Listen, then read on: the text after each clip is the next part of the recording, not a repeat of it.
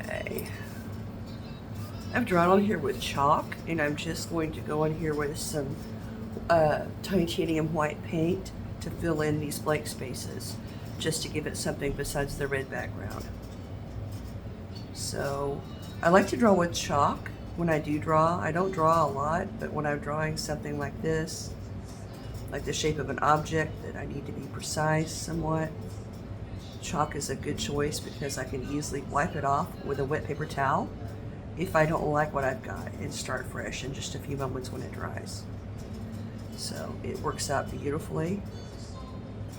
And I learned this watching someone else, and as a teacher, a former teacher, I guess once a teacher, always a teacher, right?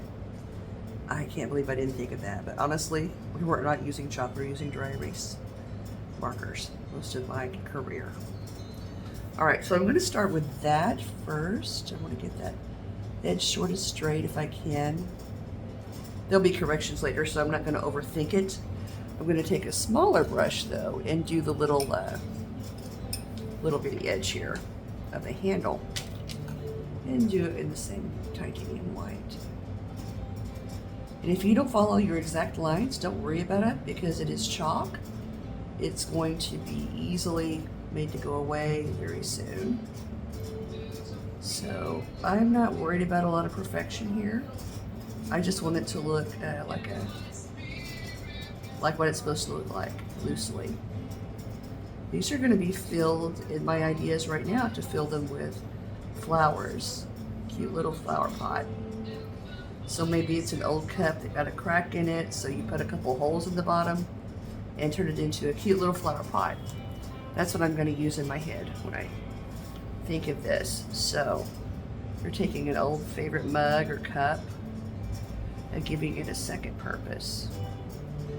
And what could be cuter in your kitchen window than a little sweet cup filled with some herbs or some sweet little flowers that you like. But herbs seem like an incredibly good idea, don't they? Just makes sense to have a little fresh basil on hand or what have you.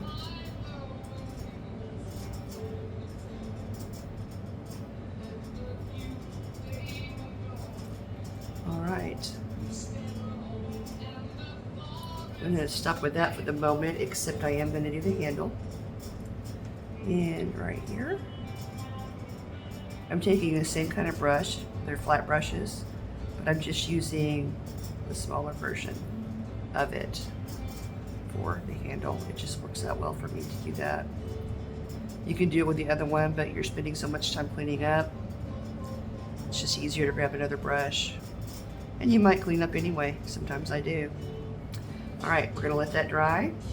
I like how this was kind of going off the card or the canvas a little bit, I should say. Got so much cardboard in my life from getting my supplies delivered that cardboard is on the brain. Should start painting on that for practice. Okay, coming over to this larger kind of a, like if you will, almost looks like a soup mug or a chili mug. I do like to use my lines, even in the early stages, in the way that I would use them in the later stages, because I think that really adds to the idea fully of this curved object. Maybe that's simply in my head, but it works for me and it's what I'm going with. Everyone develops their own unique way of doing things, and I think that is amazing. Because we always learn from each other. I mean, my goodness, as a teacher, I learned so much from my students, you know, and they learned from me. It was a wonderful setup. They have ideas that I didn't have.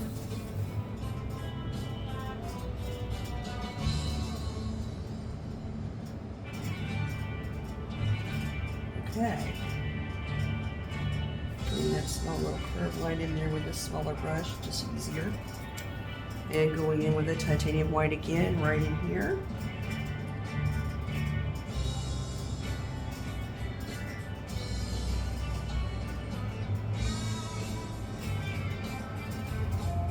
I'm not worried about perfection here.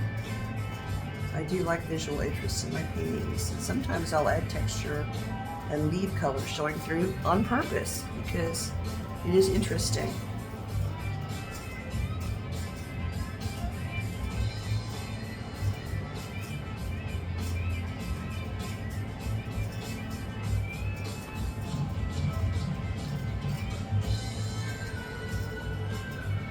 Okay, I don't like how I let that curve. I want that to be a little bit more of a mug shape right there. So there we go. I think I've got it how I want it now. All right, now I'm gonna let these dry and come back with some details, and I hope you'll enjoy that process too.